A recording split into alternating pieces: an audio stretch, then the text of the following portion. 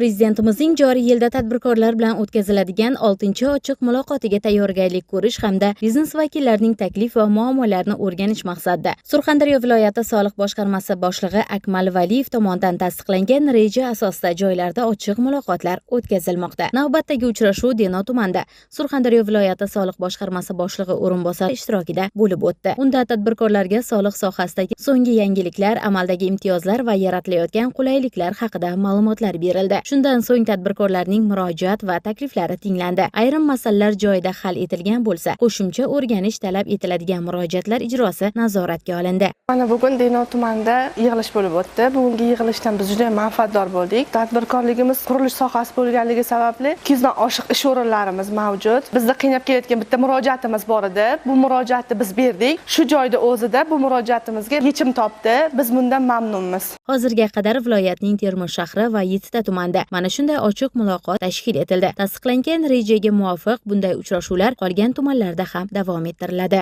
Bunday muloqotlar tadbirkorlarni qiynayotgan masalalarni o'z vaqtida aniqlash, ularga amaliy yechim topish hamda davlat rahbari belgilab bergan vazifalar ijrosini ta'minlashga xizmat qilmoqda. Muqaddas Panjiyeva, Ilyos Rahmatov, tafsilot informatsion dasturi uchun.